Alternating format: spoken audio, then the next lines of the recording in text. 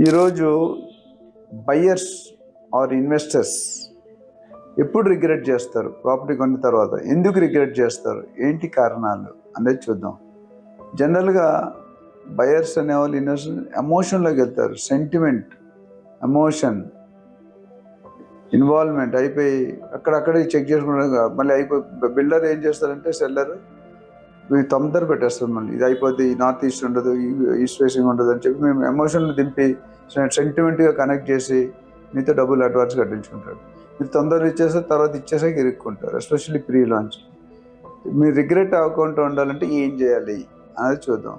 First and foremost documentation, whether it's government permission, whether it is RERA, whether it technology పర్ఫెక్ట్గా ఉందా లేదా. రేరా కానీ DTC హెచ్ఎండే లేకపోతే దయచేసి కొనవద్దు.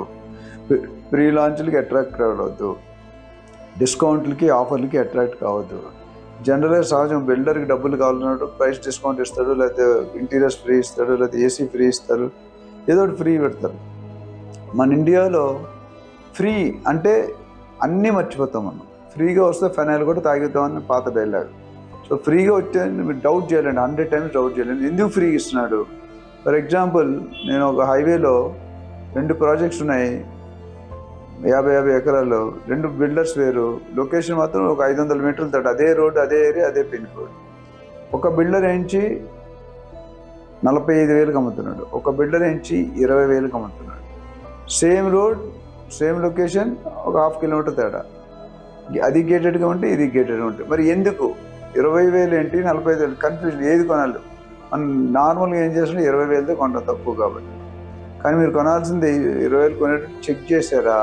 ఎందుకు ఒకటే రోడ్లో బిల్డర్ ఎందుకు డిఫర్ అవుతున్నాడు? ఒక రీజన్ ఏంటంటే పాజిటివ్ రీజన్, ఒక బిల్డర్ ఎప్పుడో 30 సంవత్సరాల ముందు ల్యాండ్ చీప్గా వచ్చింది కూడా అమ్మచ్చు. బట్ రెండో ఇంపార్టెంట్ రీజన్ మీరు చూడాల్సింది, ఈ బిల్డర్ ఎవరైతే 45,000కి అమ్ముతున్నాడో ఒక ప్లాట్ ఒక్కడికే అమ్ముతున్నాడు, 20,000 అమ్మాడు ఒక ప్లాట్ ముగ్గురికి అమ్ముతున్నాడు, అంటే is making 60,000, which is wrong. So అలాంటి మీరు డబ్బులు తక్కువ ఉన్నాయి కదా అని మీరు కొనేసుకుంటే సింహం నవ్వింది కదా అని ఫోటోగ్రాఫ్ తీసుకున్నట్టు ఉంటుంది. పెద్దానికో లెక్క ఉంటుంది, లెక్కనికోలో తిక్క ఉంటుంది. అది చూసుకోవాలి. ఆ తిక్క లెక్క తెలియకపోతే ఇబ్బంది పడుతుంది, మనం ఆల్టుగెదర్ బ్యాంక్రప్ట్ అయిపోతాం. సో అది చాలా ఇంపార్టెంట్. రెండోది, డిస్కౌంట్ల మీద అట్రాక్ట్ అవ్వదు. క్యారెట్ చూపిస్తారు, ఈఎంఐ ఫ్రీ, లేకపోతే ఒక 10% కట్టి 90% తర్వాత కట్టండి. ఎట్లా కడతారు? 90% అంత డబ్బులు ఉండాలి కదా. ఇప్పుడున్న సిచ్యువేషన్లో బిల్డర్స్ దగ్గర డబ్బులు అంత లేవు. మీరు లాస్ట్ 1 month, ఎస్పెషల్లీ హైదరాబాద్లో లాస్ట్ 1.5 yearలో ఆల్మోస్ట్ డ్రైనింగ్ స్టేజ్లో ఉంది. అది చూసుకోవాలండి, లేకపోతే ఇబ్బంది అవుతుంది. అట్లానే గవర్నమెంట్ పర్మిషన్ చెప్పాను, రేరా కానీ జిహెచ్ఎంసీ కానీ హెచ్ఎండి ఏదో ఒకటి ఉంటేనే కొనుక్కోవాలి. ఫర్దర్ లొకేషన్ అడ్వాంటేజ్ చూసుకోవాలి. లొకేషన్ మళ్ళీ రీసేల్ వాల్యూ ఉందా, లిక్విడిటీ జల్దీ అవుతుంది. కొన్ని ప్రాజెక్టులు ఇమీడియట్గా 1-2 నెలల మంచి, కొన్ని ప్రాజెక్ట్స్లో కొన్ని ప్రాపర్టీస్ 1 year అయినా అమ్ముడుకో. సో మీ లిక్విడిటీ పొజిషన్ చూసుకోవాలి. అంటే మనకి ఎప్పుడైనా క్యాష్ కావాలంటే గోల్డ్ లోను, డైమండ్స్ లోను ఇమీడియట్గా వస్తుంది, స్టాక్ లోను ఇమీడియట్ రాదు, రియల్ ఎస్టేట్లో కూడా కొద్దిగా టైం పడుతుంది. బట్ అన్నీ క్లియర్గా ఉండి, మంచి లొకేషన్ ఉండి, మంచి ప్రాపర్టీ, మంచి ల్యాండ్స్కేప్ బాగా మెయింటైన్ చేస్తారంటే డెఫినెట్గా మీరు కొనుక్కోవచ్చు. So there is a slip between the cup and the lip. మీరు కొనుక్కునేటప్పుడు తొందరపడద్దు, ఎమోషన్ పడద్దు. Take some time, pause. Select చేసుకున్నందుకు పాజ్ అంటాను, అంటే 1-2 సార్లు ఆలోచించండి.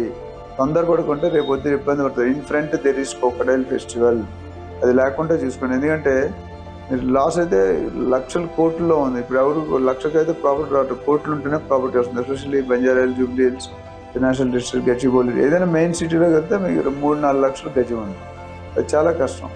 సో కాబట్టి నేను చెప్పేది ఏంటంటే, రిగ్రెట్ అవ్వకుండా ఉండాలంటే ఈ పాయింట్స్ అన్ని. And best solution is appoint a professional real estate agent who is expose more than 20 years or 30 years in that industry, in that segment, in that area.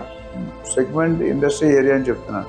ఎందుకంటే ప్లాట్లు బిల్డ్ చేసేవాళ్ళు హైరేజ్ చేయలేకపోవచ్చు, హైరేజ్ చేసేవాళ్ళు ప్లాట్స్ చేయలేకపోవచ్చు. రెండింటికి తేడా ఉంది. There is always a difference. ఇవి కనుక మీరు గమనిస్తే కనుక మీరు డెఫినెట్గా మీరు ప్రాపర్టీ కొన్న తర్వాత హ్యాపీ ఫీల్ అవుతారు. ప్లస్ మెయిన్గా చూసిన అప్రిషియేషన్ ఎంత అయింది లాస్ట్ 5 సంవత్సరాల్లో, నెక్స్ట్ 5 సంవత్సరాలు ఎంత అవ్వచ్చు. అప్రిషియేషన్ రావడానికి కారణాలు ఏంటి? ఏమైనా ఇన్ఫ్రాస్ట్రక్చర్ డెవలప్ అవుతుందా, ఎస్ఐజెడ్ డెవలప్ అవుతుందా, లేదా గోల్ఫ్ కోర్స్ వస్తుందా, స్పోర్ట్స్ సిటీ వస్తుందా, హెల్త్ సిటీ వస్తుందా, ఏ సిటీ వస్తుందా, స్కిల్ వర్క్ సిటీ వస్తుందా, so many new developments, metro వస్తుందా, రోడ్స్ ఎక్స్పాండ్ అవుతుందా, 12 lane 6 lane అవుతుందా. ఇవన్నీ పాయింట్లు మీరు సరి చూసుకొని చెక్ చేసుకొని కొనుక్కుంటే కనుక మీకు డెఫినెట్గా లీగాలిటీతో పాటు మేము ఆల్రెడీ చెప్పాను, లీగల్ డాక్యుమెంట్స్ క్లారిటీ ఉండాలి, legal opinion, EC, link documents, mutation అన్నీ కూడా ఈ పాయింట్ అన్ని చెక్ చేసి డెఫినెట్గా nobody will regret after buying the property. Thank you.